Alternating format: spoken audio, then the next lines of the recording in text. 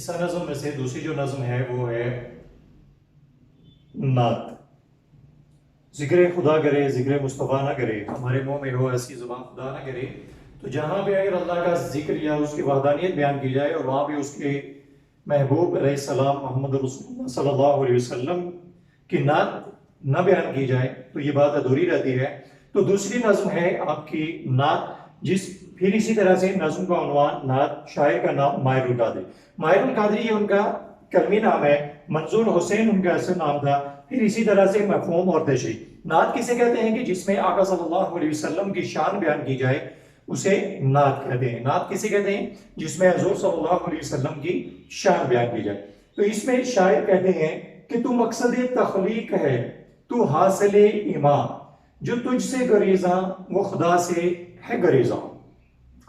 تو شاعر نے یہاں پہ بڑی خوبصورت بات کی ہے کہ یا رسول اللہ صلی اللہ علیہ وسلم آپ وجہ تخلیق کائنات ہیں اور ایمان کا حاصل ہے. محمد رسول اللہ، محمد حضور نبی کریم صلی اللہ علیہ وسلم کا نام ہے لیکن ہمارے ایمان کی تکمیل ہے. اگر ہم لا الہ الا اللہ لا الہ الا اللہ پڑھتے رہیں تو یہ ایمان مکمل نہیں ہوتا، کیونکہ عیسائی یہودی وہ بھی کلمہ پڑھتے تھے، وہ اپنے نبی کا کلمہ پڑھتے تھے، لا الہ الا اللہ وہ بھی پڑھتے تھے، لیکن جب تک محمد رسول اللہ ہم نہیں پڑھیں گے ہمارا ایمان مکمل نہیں ہوگا. تو شاعر کہتا ہے کہ یا رسول اللہ صلی اللہ علیہ وسلم وجہ تخلیق کائنات کا جو مقصد ہے، تو ہر ایک انسان، اللہ نے اس پوری کائنات کو بنایا تو کس لیے بنایا؟ حدیث قدسی ہے، اللہ رب العزت فرماتے ہیں کہ اے محبوب اگر میں نے تجھے تخلیق نہ کرنا ہوتا تو میں آدم کو بھی تخلیق نہ کرتا، یہاں تک کہ میں اپنی ربوبیت کو بھی ظاہر نہ کرتا اگر اے محبوب میں نے تجھے تخلیق نہ کرنا ہوتا. تو شاعر کہتا ہے کہ تو مقصد تخلیق ہے، تو حاصل ایمان، جو تجھ سے گریزاں وہ خدا سے گریزاں.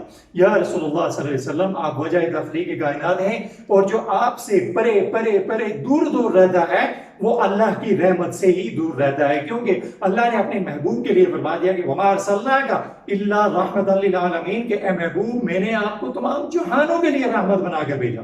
تو یہاں پر شاعر حضور کا وہ مرتبہ اور مقام بیان کر رہا ہے کہ جب اللہ نے حضور کو سراپا رحمت بنا کر بھیجا تو جو حضور کی ذات سے اکھڑا ہوا رہتا ہے، دور دور پرے پرے رہتا ہے، وہ اصل میں اللہ کی ذات سے ہی دور دور رہتا ہے. تو شاعر کہتا ہے کہ یا رسول اللہ وجہ تخلیق کائنات ہیں اور ایمان کا حاصل ہے، اور جو آپ سے پرے پرے دور دور رہتا ہے وہ اصل میں اللہ کی ذات سے ہی دور دور اور پرے پرے رہتا ہے. پھر آگے دوسری شعر میں کہتے ہیں کہ کردار کا یہ حال صداقت ہی صداقت، اخلاق کا یہ رنگ قرآن ہی قرآن. یا رسول اللہ صلی اللہ علیہ وسلم آپ کا جو کردار ہے وہ سچائی ہی سچائی ہے اور آپ کا جو اخلاق ہے وہ عین القرآن ہے. تو ایک دفعہ کچھ صحابہ حضرت عائشہ صدیقہ رضی اللہ تعالیٰ عنہ کے پاس گئے اور کہا کہ ہمیں حضور کی اخلاق کے بارے میں کچھ بتائیے. تو انہوں نے فرمایا کہ کیا تم قرآن نہیں پڑھتے؟ حضور کا اخلاق پورے کا پورا قرآن ہے. تو شاعر بھی یہاں پہ وہی موضوع باندھا ہے کہ آپ کا کردار 40 سال تک آپ نے مکہ میں وہاں پہ آپ نے اپنی زندگی گزاری جس میں جوانی، لڑکپن، بچپنا. تو کافر بھی آپ کو کیا کہتے تھے؟ صادق اور امین. یعنی کہ وہ آپ سے نبوت کے بعد آپ کے دشمن بن گئے لیکن وہ بھی یہ مانتے تھے کہ یہ آدمی جھوٹا نہیں ہو سکتا، یہ سچا. تو شاعر بھی یہ کہتا ہے کہ یا رسول اللہ کا کردار کا حال یہ ہے کہ سچائی ہی سچائی ہے اور اخلاق کا یہ رنگ کہ قرآن ہی قرآن، یعنی کہ حضور نبی کریم صلی اللہ علیہ وسلم قرآن کی چلتی پھرتی تفسیر ہیں. پھر آگے کہتے ہیں کہ کیا نام ہے شامل ہے جو تکبیر و اذان، اس نام کی عظمت کے ہیں قربان دل و جان. کہ یا رسول اللہ صلی اللہ علیہ وسلم آپ کا جو نام مبارک ہے وہ کیا نام ہے کہ جو تکبیر میں بھی ہے، اذان میں بھی ہے، کلمہ میں بھی ہے، نماز میں بھی ہے. جہاں پہ اللہ نے اپنا نام رکھا وہاں پہ اپنے ساتھ اپنے محبوب کا نام رکھا. تو شاعر بھی یہ کہتا ہے کہ یا رسول اللہ کا نام مبارک کیا نام ہے کہ جو تکبیر اور اذان میں شامل ہے اور اس نام کی عظمت کے ہیں قربان دل و جان. لا یؤمن احدکم حتی اکون احب الیہ من ولدہ وولدہ والناس اجمعین، کہ تم میں سے کوئی اس وقت تک کامل ایمان والا نہیں ہو سکتا کہ جو جب تک مجھ سے، اپنے والدین، اپنی اولاد اور دنیا میں ہر چیز سے بڑھ کر مجھ سے محبت نہ کرے. تو حضور نے فرمایا کہ سب سے بڑا بخیل وہ ہے کہ جس کے سامنے میرا نام لیا جائے اور وہ مجھ پر درود نہ پڑھے. تو شاعر بھی یہاں بھی یہ کہتا ہے کہ یا رسول اللہ صلی اللہ علیہ وسلم، آپ کا نام مبارک کیا نام ہے جو تکبیر اور اذان، کلمہ اور نماز ہر جگہ پر اللہ نے اپنے نام کے ساتھ رکھا ہے، اور اس نام کی عظمت کے قربان کر دوں میں اپنا کیا دل اور جان. پھر آگے شاعر کہتے ہیں کہ اشکوں سے تیرے دین کی کھیتی ہوئی سراب، فاقوں نے تیرے دہر کو بخشا سر و سامان. کہ یا رسول اللہ صلی اللہ علیہ وسلم، آج جو دنیا میں 1.5 ارب مسلمان ہیں، اس سے پہلے جو حضور سے لے کر آج تک 1440 سال میں جو مسلمان اس دنیا سے چلیں گے اور پھر قیامت تک جو آئیں گے، تو آپ یہ اندازہ کریں کہ اس وقت پوری دنیا میں کوئی جگہ ایسی نہیں ہے کہ جہاں پہ مسلمان نہ.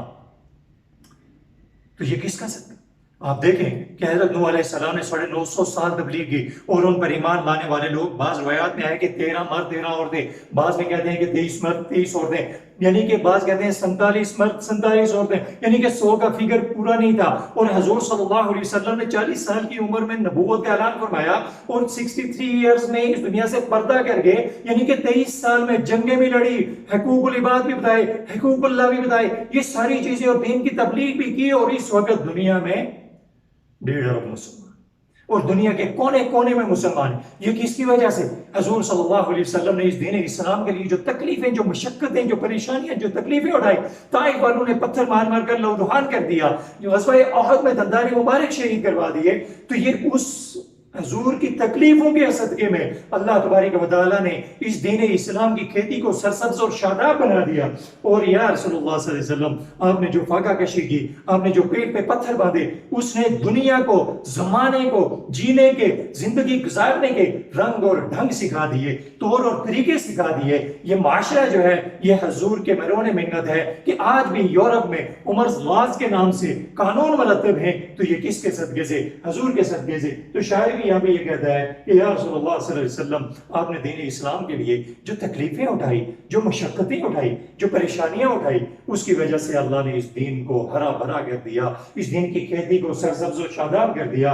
اور آپ نے غزوہ احد میں عام مزدوروں کے ساتھ پیٹ پہ پتھر باندھ کر ان کے ساتھ خندق کی کھدائی میں حصہ لیا، اور وہاں پہ مساوات اور برابری کی ایک بہترین مثال قائم کی. تو شاعر بھی یہ کہتا ہے کہ یا رسول اللہ، آپ کی فاقہ کشی نے دہر زمانہ اس کو سر و سامان بخشا. پھر آگے کہتے ہیں کہ انسان کو شائستہ و خوددار بنا، تہذیب و تمدن تیرے شرمندہ احسان. کہ یا رسول اللہ صلی اللہ علیہ وسلم، ذرا امیجن کیجئے، ذرا 1440 سال پیچھے چلے جائیے کہ کبھی پانی پینے اور پلانے پہ جھگڑا، کبھی گھوڑا آگے اور پیچھے چلانے پہ جھگڑا، کبھی زمین پہ جھگڑا، بات بات پہ تلواریں بے نیام ہو جاتی تھی، بات بات پہ ایک دوسرے کی گردنیں اڑا دیتے تھے. اور وہ ایسے وحشی اور ایسا وہ جہالت کا زمانہ، اور اس میں جو ایک دوسرے کے خون کے پیاسے تھے. جب حضور مکہ سے ہجرت کر کے مدینہ گئے اور وہاں پہ میثاق مدینہ، وہاں پہ جو اخوت اور بھائی چارے کی فضا قائم کی کہ انصاری اور مہاجرین ایک دوسرے کے بھائی بھائی بن گئے. تو جب وہی لوگ جو پہلے ایک دوسرے کے خون کے پیاسے تھے، ان کو آپ اس میں بھائی بھائی بنا دیا. اور آج بھی اسی کا فیضان ہے، اسی کا صدقہ ہے کہ یہاں پہ ہم مسلمان ایک دوسرے کے انما المؤمنون اخوہ، کہ تمام مومن جو ہیں، مسلمان جو ہیں، وہ آپس میں بھائی بھائی ہیں. تو شاعر یہ کہتا ہے کہ ان جاہل لوگوں کو، ان بدوؤں کو دنیا کو تہذیب و تمدن سکھانے والا بنا دیا، دنیا کو طرز حکومت اور طرز معاشرت سکھانے والے بنا دیا.